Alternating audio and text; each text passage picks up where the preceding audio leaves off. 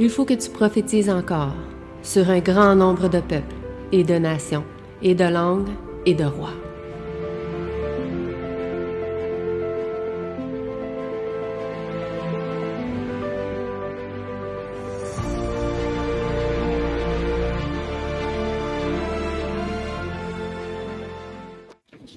Donc, bonjour à tous. Bon sabbat à chacun de vous. Donc, aujourd'hui, nous allons continuer notre leçon de l'école du sabbat qui portait le titre « Certitude des promesses du Seigneur ». Cette leçon se trouvait dans 2 Pierre, chapitre 3, au verset 1 à 9. «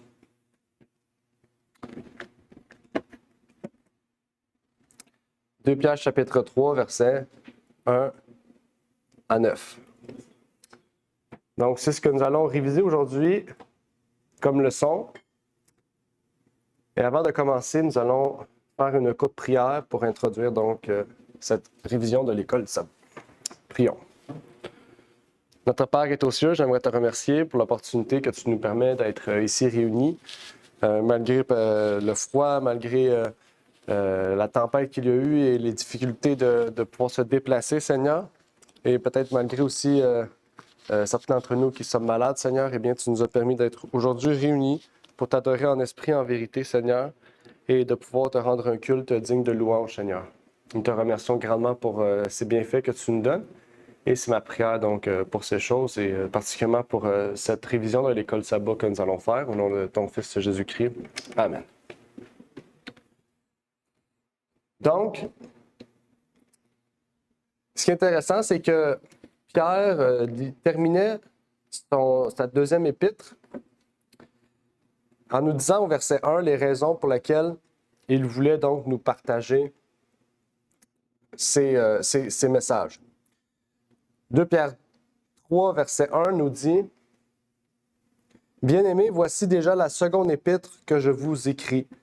Dans l'une et l'autre, je réveille vos pensées pures par une remise en mémoire. » Il dit au verset 2 « Afin que vous vous souveniez des paroles qui ont été dites auparavant par les saints prophètes et de notre commandement à nous, les apôtres du Seigneur et Sauveur. » Et par la suite, il continue en partageant certains aspects importants.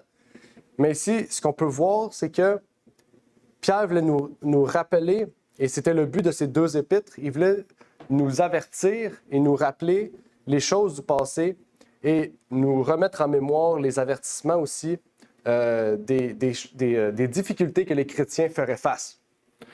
Donc, Pierre, en fait, a écrit ces épîtres-là dans le but de pouvoir avertir les saints qui sont sages. Il dit « Je réveille vos pensées pures ». Donc, ceux qui sont sages, c'est ceux qui écouteront les avertissements de Pierre. Et vraiment, cette leçon portait le titre « Certitude des promesses du Seigneur ». Donc, on va se concentrer sur ces choses, sur les promesses du Seigneur, puisque dans la leçon, nous avons vu qu'il y avait des promesses qui avaient été faites et que, au temps de Pierre, plusieurs chrétiens remettaient en cause, ou remettaient, on pourrait dire, doutaient. Et Pierre voulait qu'on puisse voir ensemble, en fait, quelles étaient ces promesses et quelle était leur importance en tant que chrétien. Avant de commencer, j'aimerais revenir sur 2 points. Vous poser une question, on pourrait dire d'ordre général, plus vous poser une question en lien avec le verset 2. On va aller voir. Attendez. Pour ceux peut-être qui le savent, combien y a-t-il de promesses dans la Bible? Puisque Pierre ici nous dit la certitude des promesses du Seigneur. Il y a plusieurs promesses que le Seigneur a faites à son peuple. Combien dans la Bible il y a de promesses?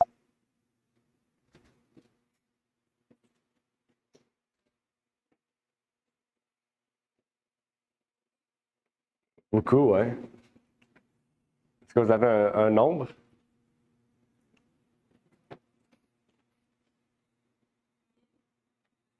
OK, en ramenant 10 000, qui dit mieux?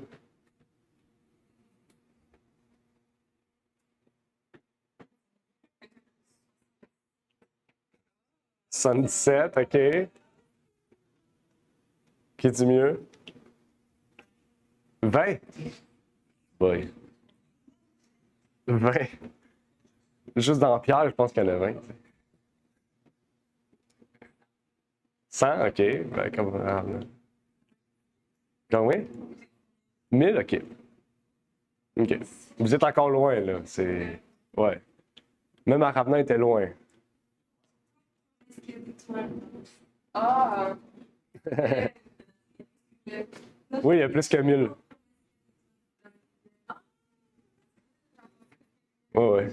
Mais il y en a quand même un nombre, là. Il y a quelqu'un qui les a calculés. 10 000. Non, il n'y en a pas 10 000. OK, un dernier chiffre. C'est entre 1000 et 10 000.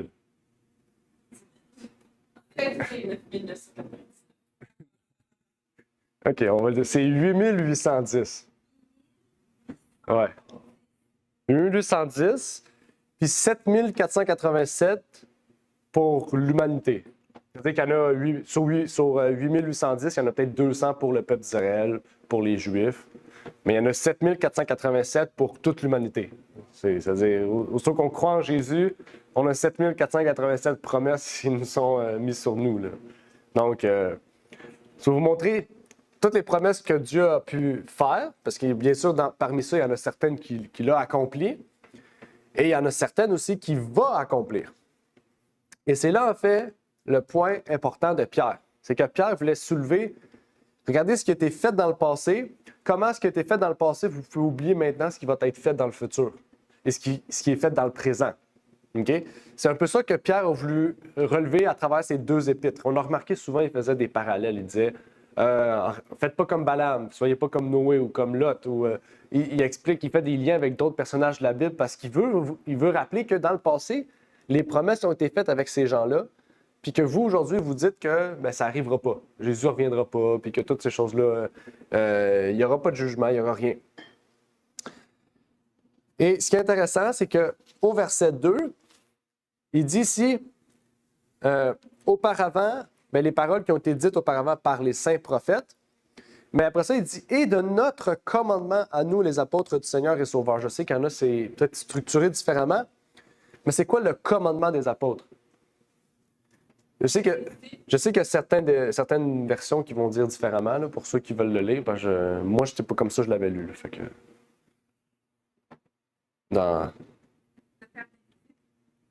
De faire des disciples, OK. Est-ce que quelqu'un l'a dans une autre version? Est-ce que quelqu'un a une Bible, Louis II, qui puisse la lire?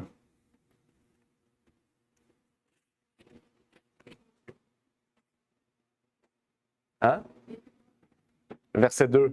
2 Pierre 3, verset 2.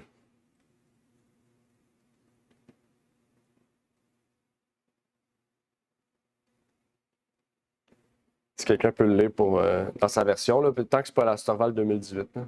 Tu l'as-tu? Vas-y, Lia.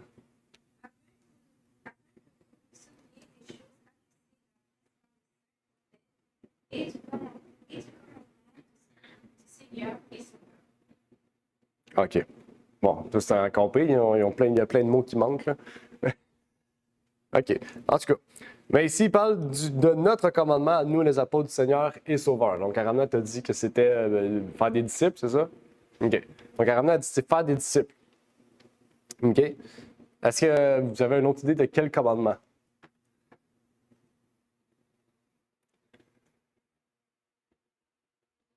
C'est pas ça. Okay. C'est pour ça que je te dis ça. Mais... Ça aurait pu être une bonne réponse, mais... Dans le Nouveau Testament, il y a vraiment un texte où il dit que les apôtres, nous tenons ce commandement en tant qu'apôtres, puis après ça, il cite le commandement. Il y a plusieurs endroits dans la Bible où on en parle. Il y a 4-5 versets dans la Bible. Particulièrement dans les épîtres de Jean, il y a Paul aussi qui en parle.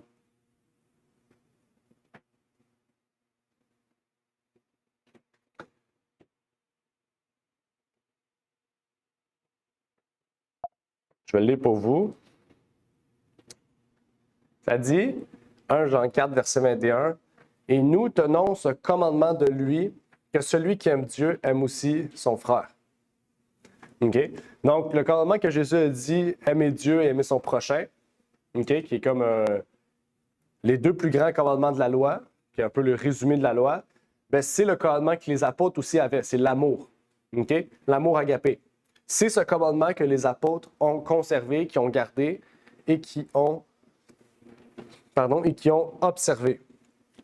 Et ça, c'est le commandement qui est cité ici. Et de notre commandement à nous, les apôtres, ça, c'est le commandement ici qui est cité, c'est d'aimer Dieu et d'aimer aussi son frère. Parce que si on aime Dieu, on doit aimer notre frère. Okay? Si on n'aime pas notre frère, on n'aime pas Dieu. Okay? C'est aussi simple que ça. Et on arrive au verset 3, qui est vraiment notre centralité du message du jour, qui dit « Sachant premièrement ceci, qu'au dernier jour, il viendra des moqueurs marchant selon leur propre convoitise. » De quoi ces moqueurs se moquent-ils? De quoi ces moqueurs se moquent-ils particulièrement? C'est une question. De quoi les moqueurs se moquent-ils? On dit qu'ils marchent selon leur convoitise. Oui, ils se moquent de la parole de Dieu. Oui.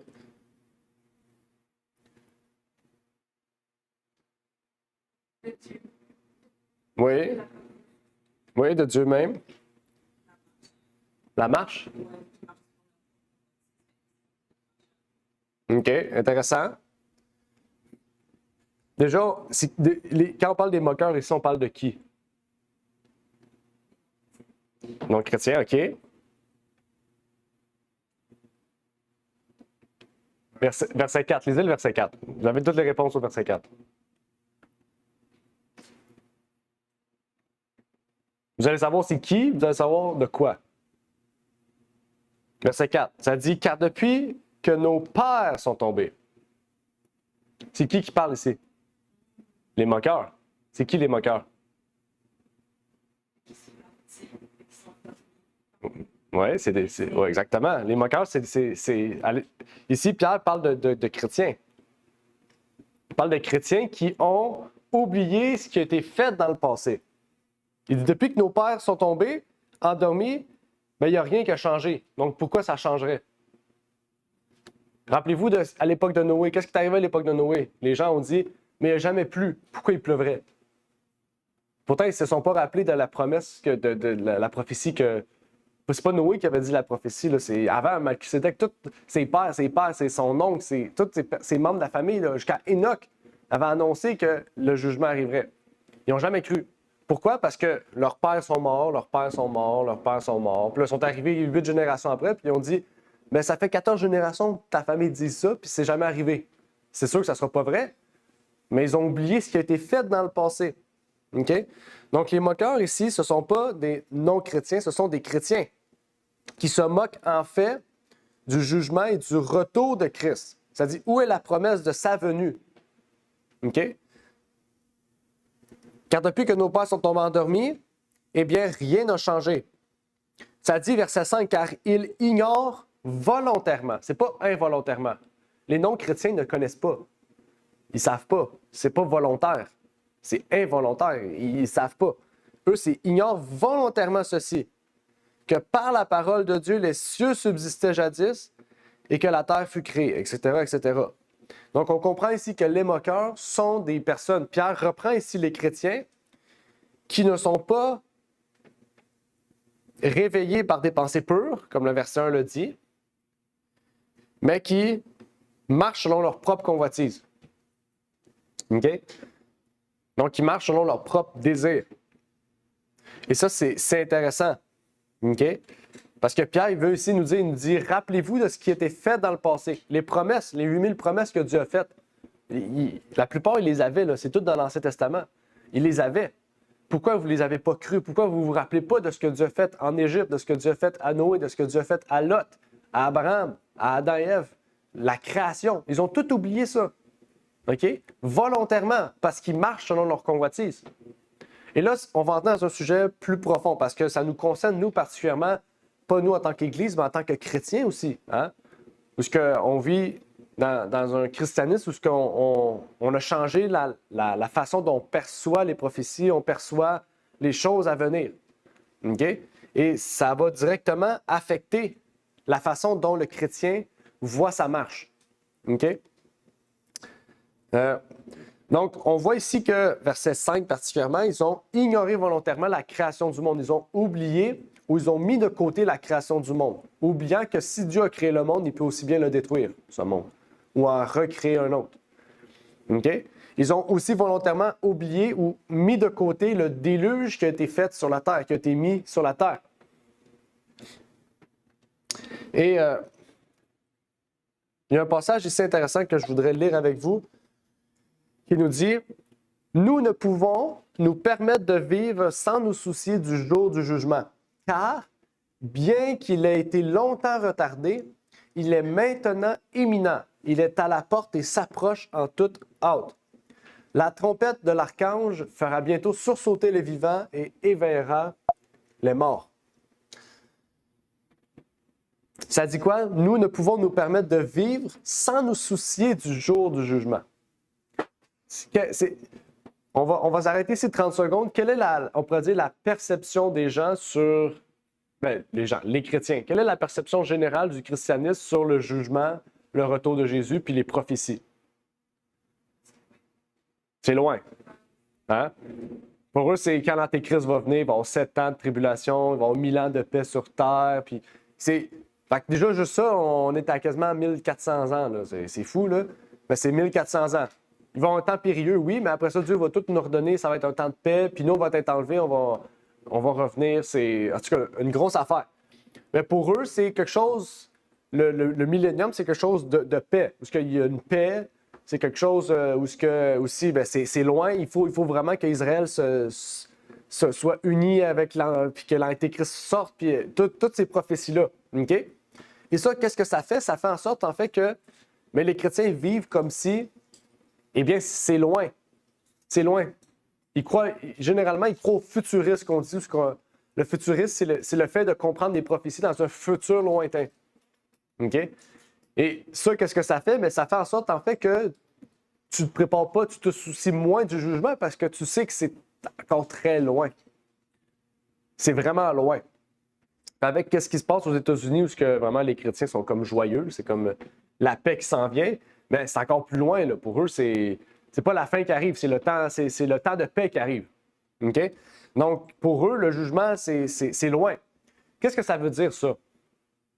Quand on voit cette perception-là, ces deux perceptions-là, on a la perception des gens qui voient une paix qui s'en vient, puis on a la perception des chrétiens qui voient que la fin arrive, puis qu'on doit se préparer parce que Dieu va recréer cette terre. C'est ce qu'il dit dans Apocalypse 20. Il va y avoir une nouvelle terre et des nouveaux cieux. Okay? C'est deux perceptions totalement différentes. Okay? L'un croit que le jugement arrive bientôt, ça veut dire que Jésus revient bientôt. Puis un autre croit que la paix arrive bientôt, puis que de toute manière, c'est ça, si la paix arrive, c'est un 1000 ans de paix, c'est un 1000 ans de réjouissance, c'est un 1000 ans où il n'y aura plus rien. OK? Comment on va préparer notre foi? Comment on va préparer notre vie, en fait? C'est quoi la balance qu'on va trouver entre les deux? C'est ça qu'il faut tout se poser comme question. OK? C'est pour ça qu'eux vivent selon leur convoitise. OK? C'est parce que ces gens-là, ils ne voient pas que la fin arrive. Donc, ils ne se préparent pas en conséquence de cette fin. Ils vont vivre selon ce qu'ils désirent. OK? Ils vont préparer des projets, ils vont faire plein de choses, tout en se disant que de toute façon, c'est très loin. Et c'est pour ça que Matthieu 24, verset 38, avertissait des choses suivantes. Car de même qu'au jour d'avant le déluge, les hommes mangeaient, ils buvaient, se mariaient et donnaient en mariage jusqu'au jour où Noé entra dans l'arche. On remarque ici, okay, les gens qui vivaient à l'époque de Noé, ils connaissaient Dieu. Ils ne croyaient pas en Dieu. Okay? Ils connaissaient Dieu. Okay? Parce que c'était des gens qui étaient des descendants de Caïn, bien sûr, mais c'est des gens qui, comme Caïn, avaient connu Dieu. Okay? Ils s'étaient éloignés de Dieu. Okay? Et ces gens-là, eh bien, vivaient selon leur propre convoitise. Ils mangeaient, ils buvaient, ils se mariaient, ils donnaient en mariage, jusqu'au moment où le jugement arrive. Parce que quand Noé est entré dans l'arche, la pluie a commencé de descendre, donc le jugement a commencé. Okay? Jusqu'à ce moment-là, ils se sont dit, c'est quoi ça? Pourquoi j'ai de l'eau sur le bras? De l'eau qui tombe du ciel? Là, ils ont commencé à paniquer. Puis ils se sont rappelés de ce que Noé avait dit depuis 120 ans. C'est pas court, là, 120 années. Et c'est ce qu'on voit en fait, où l'Église va s'unir au monde, en fait. OK? Ils vont s'unir au monde, ça veut dire qu'ils vont travailler avec le monde, ils vont vivre comme le monde, parce que justement, il y a un temps de paix qui arrive. OK? Et donc, ils se disent que c'est Dieu qui guide toutes choses. De toute manière, c'est Dieu qui guide toutes choses, puis que si on s'en va vers ça, c'est parce que c'est Dieu qui en a voulu ainsi.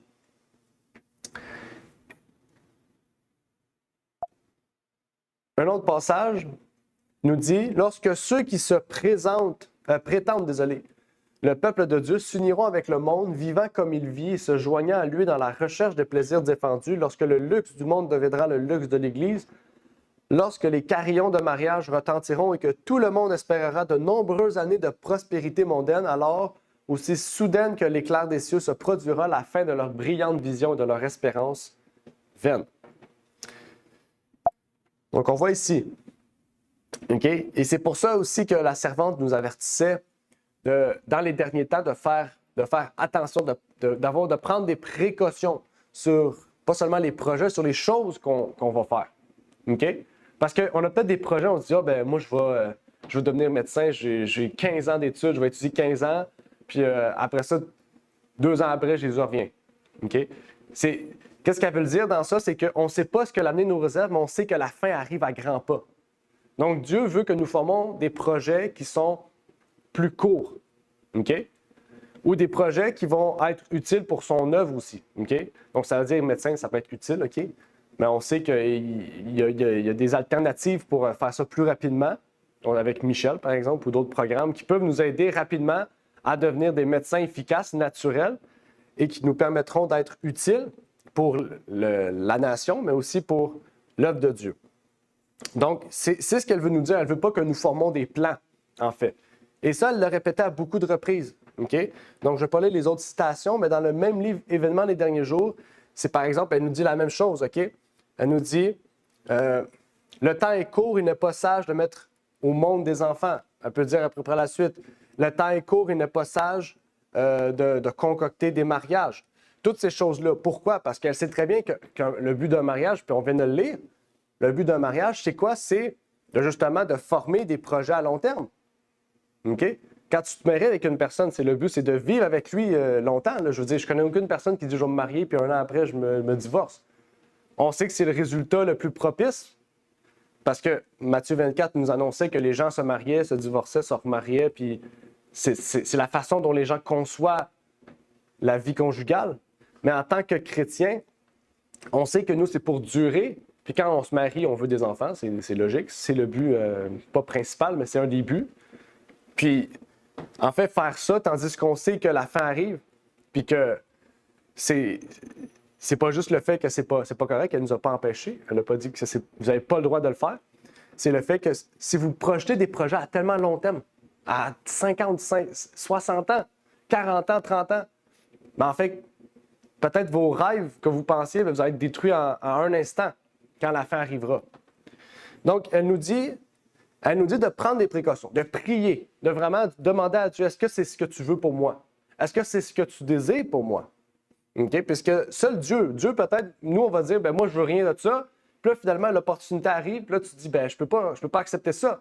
Mais tu vois que c'est Dieu qui te donne l'opportunité d'aller dans ce sens-là. Donc, si c'est Dieu qui donne l'opportunité, prends-le. Okay? Dieu va donner des opportunités et il faut les prendre. Okay? Malgré que ce soit la fin. Mais soyons pas comme les moqueurs, ou ce qui vivaient selon leur propre convoitise, leur propre désir. Et ça, c'est les conséquences de ceux qui négligent le jugement. On va être surpris par la rapidité de ce dernier mouvement auquel nous faisons face maintenant. Ça nous amène vers le dernier verset, je ne me trompe pas. verset 8, qui nous disait « Toutefois, bien-aimés, n'ignorez pas cette chose-ci. C'est que pour le Seigneur, un jour est comme 1000 ans et 1000 ans est comme un jour. » Qu'est-ce que ça veut dire, ce passage-là? Qu'est-ce qu'on peut comprendre de ce passage-là de un jour pour 1000 ans pour un jour? Pourquoi Pierre dit ça là? On vient de parler des moqueurs, on vient de parler du jugement, du retour de Jésus. Puis là, d'un coup, Pierre dit ça, pour le Seigneur, un jour c'est 1000 ans, puis 1000 ans c'est un jour. Pourquoi Pierre dit ça? Quel est le but, en fait, de dire ça? Hein? OK. OK, intéressant. C'est vrai. En fait, c'est vrai que Dieu et Jésus sont en dehors du temps. Je veux dire, nous, il nous a donné du temps pour qu'on puisse savoir le fonctionnement de la vie puis de le cycle de notre corps. C'est vrai que lui est en dehors du temps, donc un jour est pour 1000 ans, puis 1000 ans est un jour pour lui, effectivement. Ça en fait partie. Et quelque chose qui est intéressant, si on relie cet aspect-là du temps avec le jugement, c'est quelque chose de très important. Qu'est-ce qu'on vient de dire à l'instant? Qu'est-ce qu'on vient de dire des moqueurs? Qu'est-ce que les moqueurs se posaient comme question? C'est quand qu'il va venir?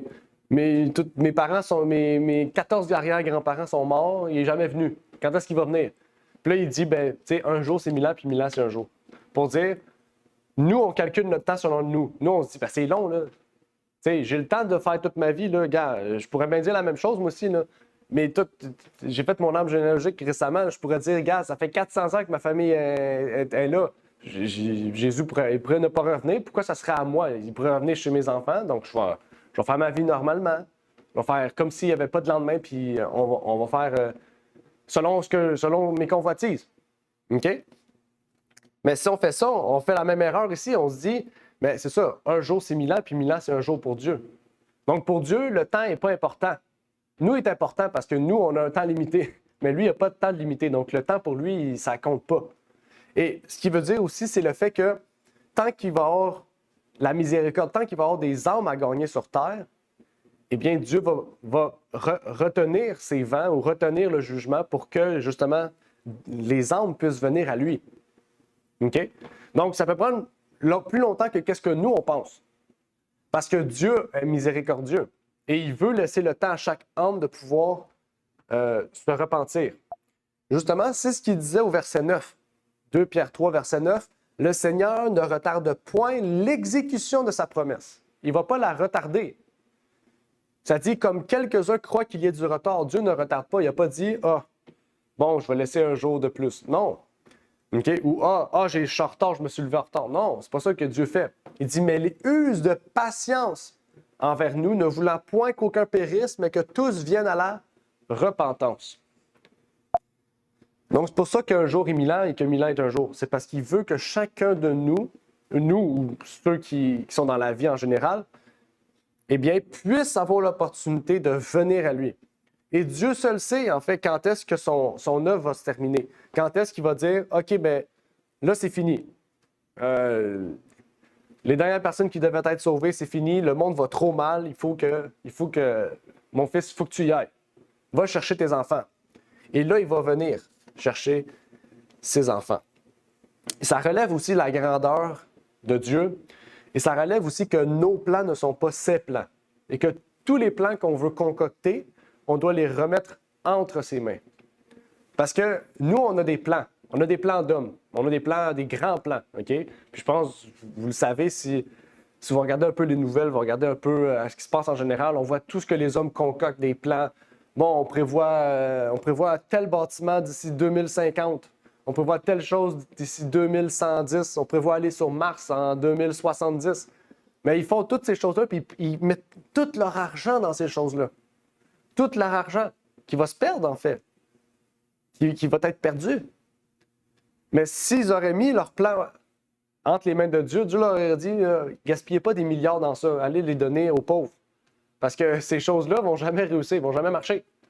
Ils ne vont jamais arriver à terme. Mais si vous sauvez les pauvres, vous allez sauver votre âme.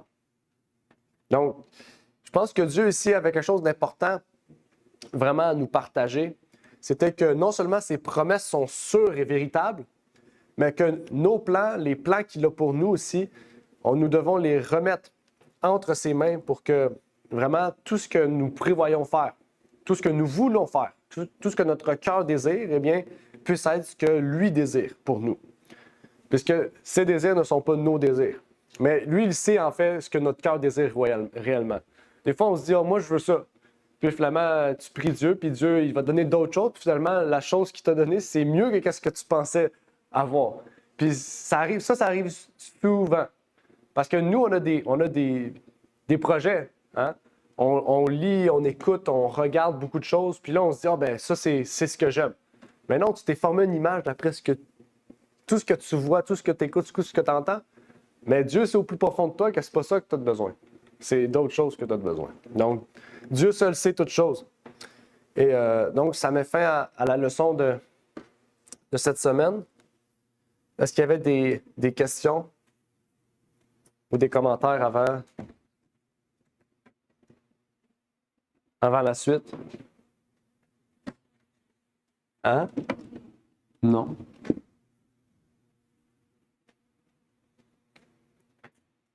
Non? OK. On va terminer par une courte prière, alors. Prions. Notre Père qui est aux cieux, j'aimerais te remercier pour l'opportunité que tu nous permets, Seigneur, de pouvoir partager ce sujet. Tu vois à quel point c'est important, Seigneur, de ne pas être un moqueur les derniers jours, Seigneur, de ceux qui se moquent des promesses que tu nous as données, à savoir les promesses du jugement ainsi que du retour de ton Fils. De la même manière que tu as créé les mondes et que tu as amené le déluge sur la terre pour juger les hommes perfides et méchants, Seigneur, qui vivaient à l'époque de Noé, eh bien, tu feras la même chose à la fin, Seigneur, pour sauver ton peuple, Seigneur, qui subit tellement de difficultés, de ravages, de destruction et que ça sera encore pire, Seigneur, dans les temps qui viendront. Et donc, que tu puisses nous donner vraiment à cœur de désirer, rechercher à faire ta volonté, à croire en tes promesses et à remettre tous nos plans et nos désirs entre tes mains, Seigneur, puisque nous sommes des hommes faillibles et les plans, les choses que nous voulons, Seigneur, des fois, eh bien, peuvent nous sembler utiles pour nous, mais dans le fond, ils sont peut-être inutiles, peut-être même que nous ne cherchons pas à la bonne place. Et donc, que tu puisses nous guider, Seigneur, dans cette voie, Seigneur, puisqu'on voit que la fin arrive à grands pas et que chacun de nous ici, nous sommes sincères et nous voulons vraiment faire ta volonté, Seigneur, et que tu puisses nous combler, Seigneur, de tous tes biens, Seigneur. Donc, que tu puisses faire cela dans notre vie, c'est ma prière donc pour ces choses au nom de ton Fils Jésus-Christ. Amen. Amen. Merci d'avoir écouté cette vidéo. Si vous désirez rejoindre l'œuvre au Québec, veuillez nous contacter par email à asjh1889 de Terrebonne @gmail.com et via Facebook à @asjh1889 de Terrebonne. Merci à vous et que Dieu vous bénisse.